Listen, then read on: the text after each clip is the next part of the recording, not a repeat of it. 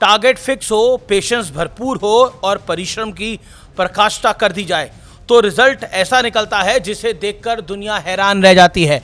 आज मैं आपको 46 साल पहले वाले फ्लैशबैक पर लेके चलता हूं। ये वो दौर था जब पॉलिटिक्स सेवा नहीं, सत्ता हासिल करने का रास्ता बन गया था।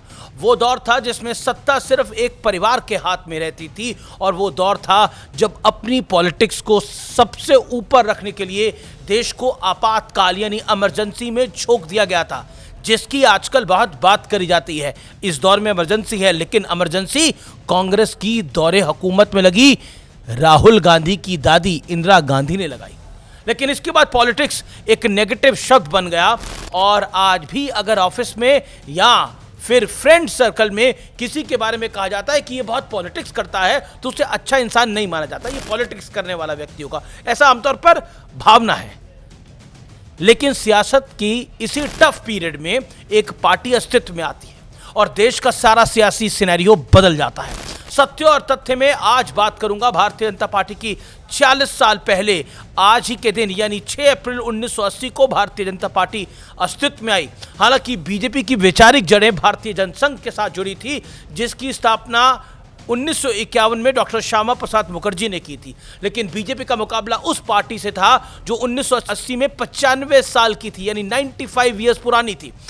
ये पार्टी थी कांग्रेस पार्टी, जिसके नेता आज़ादी से पहले और आज़ादी के बाद भी लाइमलाइट पर रहे। सत्ता लगातार इसी पार्टी के हाथ में रही क्योंकि यही एक पार्टी होती थी देश भर में और सत्ता के इस पूरे केंद्र में था सिर्फ और सिर्फ गांधी और नेहरू परिवार, बाकी कोई कुछ नहीं। बाबू जगजीवन राम के साथ क्या हुआ, अंबेडकर जी के साथ क्या हुआ, श्यामा प्रसाद मुखर्जी के साथ क्या हुआ, मुझे बताने की जरूरत नहीं है। महात्मा गांधी के परिवार के साथ क्या हुआ, मुझे बताने की जरूरत नहीं है। सरदार पटेल के परिवार के साथ क्या हुआ, मुझे बताने की जरूरत नहीं है। लेकिन अस्तित्व में आने के 4 साल बाद बीजेपी की पहली चुनावी अग्नि परीक्षा 1984 के लोकसभा चुनाव में हुई। तब ये पार्टी पूरे देश में केवल 2 सीटें जीत पाई थी और बहुत मजाक उड़ाया गया था। और उस दौर में भारतीय जनता पार्टी की निशान यानी कमल का खूब मजाक उड़ाया गया था, जिस पर पार्टी के पहले अध्यक्ष स्वर्गीय अटल बिहारी वाजपेयी ने कहा था, वो भी सुन लीजिए। और क्या कहा था, सुन लीजिए।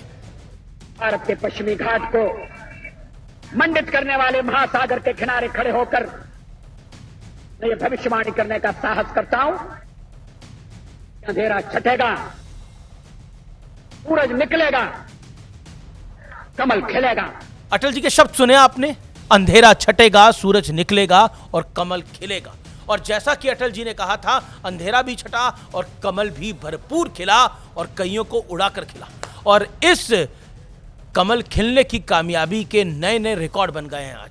आज करीब 18 करोड़ सदस्यों के साथ बीजेपी दुनिया की सबसे बड़ी पॉलिटिकल पार्टी है। प्रधानमंत्री नरेंद्र मोदी के नेतृत्व में बीजेपी लगातार तीसरी बार केंद्र में सरकार बनाने में सफल रही है। इतना ही नहीं, हाल ही में प्रधानमंत्री मोदी ने एक और बड़ा रिकॉर्ड बनाया। वो देश के सबसे लंबे समय तक सरकार चलाने वाले लीडर हैं, हेड ऑफ द स्टेट बने हैं। इसमें गुजरात के सीएम से लेकर देश के प्रधानमंत्री तक का पूर्ण कार्यकाल शामिल है।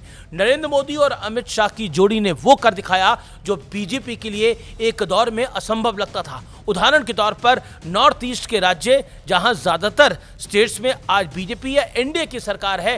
हाल ही में केरल के निकाय चुनाव में बीजेपी ने झंडे गाड़े हैं, लेकिन ये सब कुछ यूं ही नहीं आया है।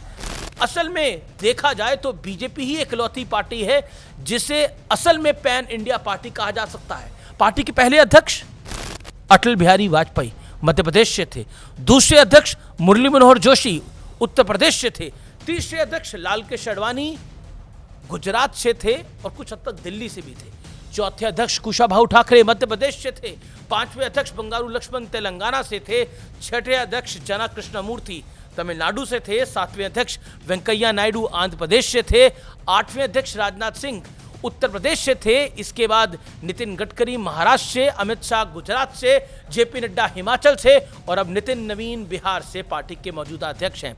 और इसी पैन इंडिया पार्टी वाली असली छवि का असर है कि आज भारत के 1 नहीं, 2 नहीं, 5 नहीं, 10 नहीं, 15 नहीं, 20 नहीं, 21 राज्यों में और केंद्र शासित प्रदेशों में बीजेपी या फिर उसके नेतृत्व वाली एनडीए अलायंस की सरकार है। लेकिन आज बीजेपी के 2 अध्यक्षों पर अलग से बात करनी जरूरी है। दोनों गुजरात से हैं। लाल कृष्ण आडवाणी, जिनकी अध्यक्षता में पहली बार बीजेपी ने एक बड़ी छलांग मारी और 2 से सीधा 80 के पार चले गई। और अटल जी देश के प्रधानमंत्री बने उसके थोड़े समय बाद। इसके बाद नाम आता है गृह मंत्री, मौजूदा गृह मंत्री अमित शाह। जब इन्होंने अध्यक्ष के तौर पर बीजेपी की कमान संभाली तो बीजेपी ने सियासत में ऐसे झंडे गाड़े कि विपक्ष को अपना वजूद कायम रखने की लड़ाई लड़नी पड़ी। अमित शाह के अध्यक्ष रहते उत्तर प्रदेश में बीजेपी ने ऐतिहासिक जीत हासिल की। चाहे मुकाबला कांग्रेस और बीजेपी के बीच हो या फिर मोदी वर्सेस ऑल, अमित शाह की सदी हुई रणनीति के आगे विपक्ष की हर चाल फेल साबित हुई। बीजेपी की एक और खूबी यह भी है कि यहां छोटे से छोटा कार्यकर्ता अध्यक्ष और मुख्यमंत्री से लेकर प्रधानमंत्री तक की कुर्सी पर पहुंच सकता है। इसलिए जब 2014 में नरेंद्र मोदी के नेतृत्व वाली बीजेपी की पहली बार पूर्ण बहुमत वाली सरकार बनी, यह पार्टी के हर कार्यकर्ता के लिए किसी सपने से कम नहीं था। और दूसरी तरफ भारतीय जनता पार्टी के विरोधियों को लगता है कि मात्र 5 सालों में मोदी मैजिक वाला तिलिस्म टूट जाएगा, लेकिन हुआ इससे ठीक उल्टा। मोदी अगली बार और सीटें लेकर आए। इतिहास है ये, 2014 के बाद जब 2019 आया तो नरेंद्र मोदी 303 सीट लाने वाले पहले प्रधानमंत्री बने, गैर कांग्रेसी।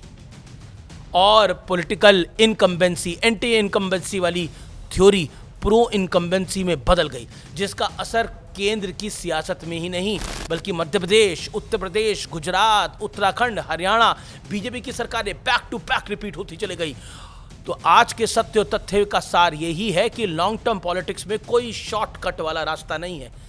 जनता का भरोसा जीतना पड़ता है, लोगों की उम्मीदों पर खरा उतरना पड़ता है और मेहनत के हार्ड वर्क का कोई सब्स्टिट्यूट नहीं है। कोई अल्लाह दिन का चिराग नहीं आता, चिराग आपको खुद बनना पड़ता है और तभी कामयाब आप होते हैं। सीधी सी बात है, शॉर्ट टर्म कुछ नहीं है, सब कुछ लॉन्ग टर्म है। मेहनत करिए, फल जरूर मिलेगा। भारतीय जनता पार्टी मेहनत की प्रकाष्ठा का एक बड़ा एग्जाम्पल है। 2 से 303 और तीसरी बार पूर्ण बहुमत वाली सरकार का और चौथी बार केंद्र में सरकार का, अटल जी की सरकार को भी मिला लीजिए तो ये बहुत बड़ी बात है।